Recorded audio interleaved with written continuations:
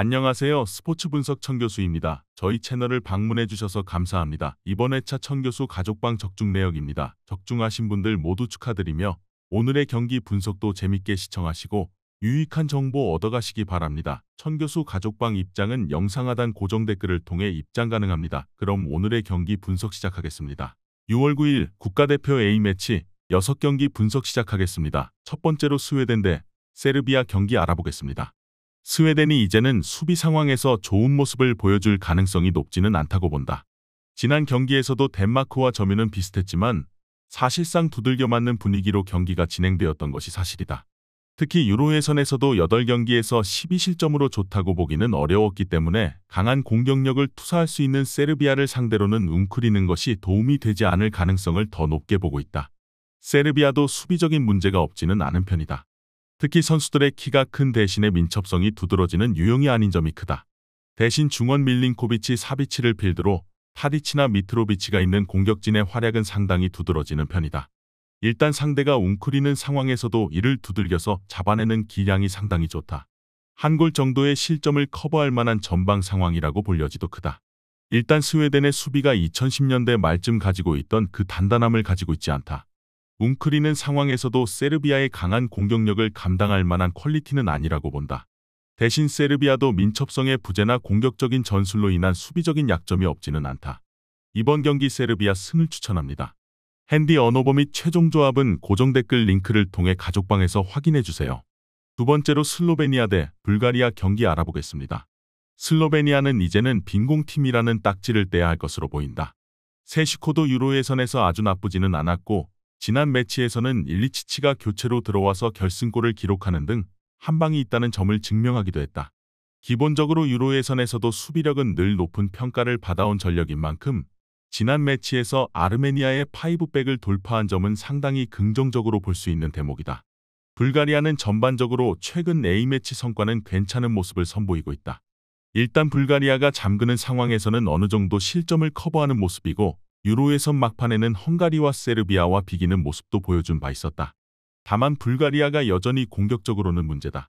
탄자니아나 아제르바이잔 같이 동급 혹은 전력 상하 아래의 팀들도 제대로 상대하는 모습을 보여준 적은 없었다.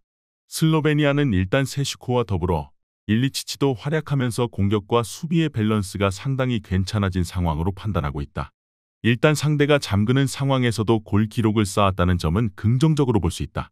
이번 경기 슬로베니아 승을 추천합니다. 핸디 언어버 및 최종 조합은 고정 댓글 링크를 통해 가족방에서 확인해주세요. 경기 분석 잘 보고 오셨나요? 다음 경기 분석 보시기 전에 천교수 가족방 입장하시는 법 안내해드리도록 하겠습니다. 첫 번째로 영상 하단 댓글을 클릭해주세요. 두 번째로 링크를 클릭하신 후 세 번째로 채팅 참여하기 클릭하셔서 문의 주시고 답장 기다려주시면 됩니다. 남은 영상, 유익한 정보 얻어가시길 바라며 이어서 다음 경기 분석 시작하겠습니다. 세 번째로 헝가리 대 이스라엘 경기 알아보겠습니다. 헝가리는 경기력 기복이 상당히 심하다. 사실 유로 예선 조에서도 리투아니아나 불가리아와 비기는 모습을 보여주기도 했고 지난 평가전에서는 아일랜드에게 져버린 것도 실망스러웠다.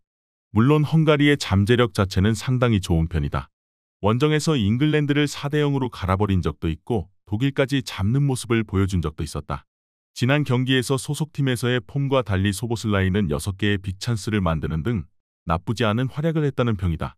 이스라엘은 유로 예선 전반기와 후반기가 확연히 달랐다. 11월의 전쟁으로 인해 밀린 경기를 모두 소화하는 강행군 때문이기도 하지만 초반에 상당히 좋은 활약을 했던 솔로몬이 갑자기 이탈한 것도 상당히 큰 영향을 미쳤다는 평이다. 다만 아이슬란드에게 1대4로 대패를 기록하는 등 이스라엘의 사기나 전력 자체가 상당히 하락세라는 점은 부정하기 어려울 것으로 보인다. 헝가리가 수비적으로 기복이 상당히 심한 모습을 보여주기도 하지만 나름대로 잉글랜드와 독일도 완파를 할 만큼 높은 잠재력을 가지고 있는 것이 사실이다.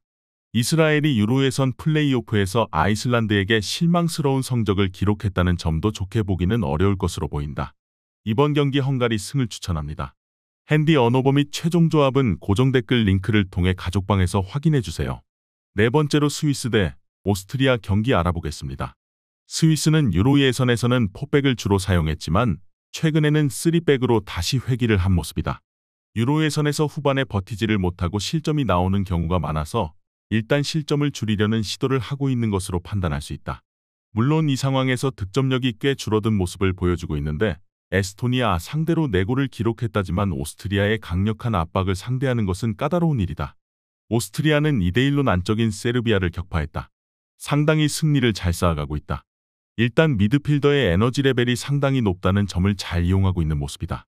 다만 6골을 넣은 튀르키예전 정도를 제외하면 대량 득점 양상을 아주 잘 만드는 모습은 아니다.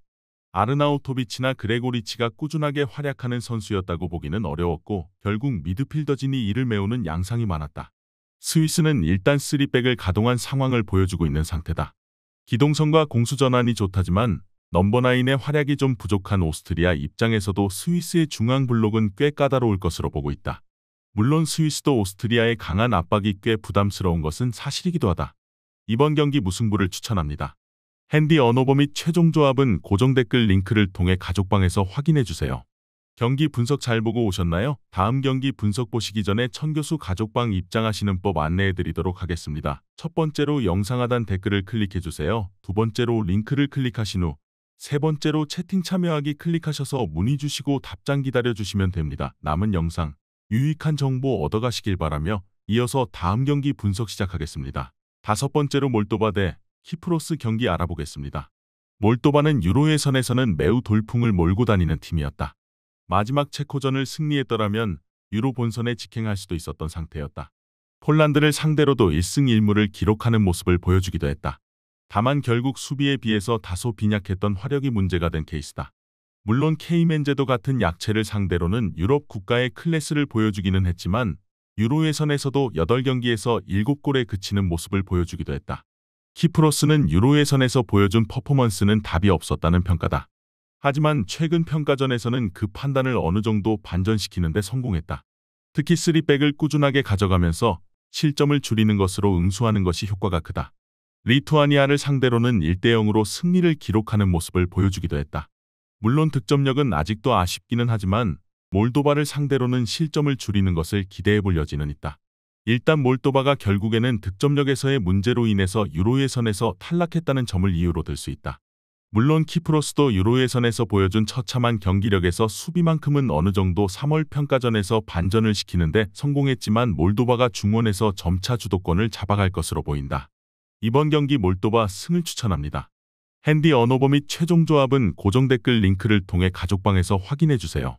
마지막으로 포르투갈 대 크로아티아 경기 알아보겠습니다. 포르투갈은 지난 경기에서는 완벽하게 경기 분위기를 틀어지고 4대2로 핀란드를 돌파하는 모습이었다.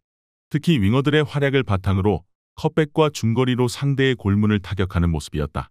다만 중앙에서의 힘에서는 크로아티아도 아직 일정 수준 이상의 퍼포먼스를 보여줄 수 있다는 점은 사실이다.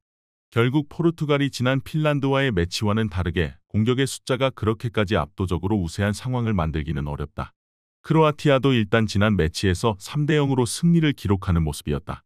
물론 상대가 3-5-2로 내려앉아버리면서 자신들이 경기를 컨트롤하는 시간이 길었던 점을 간과하기는 어렵다. 여전히 클래스가 살아있는 중원 선수들이 주도권 싸움에서 밀리지 않는 모습을 보여줄 수는 있어도 그렇다고 해서 포르투갈을 상대로 압도적인 모습을 보여주기도 어려운 상황이다. 크로아티아도 공격이 확실하게 찬스를 잡아내는 것으로 이어지기는 어려울 수도 있다. 서로 중앙 싸움에서 압도적인 우위를 잡아내기는 어렵다. 두 팀의 직전 경기 성적이나 득점력이 꽤 올라온 모습이기도 했지만 일단 지난 경기 상대는 두 팀과 비교하면 약체다.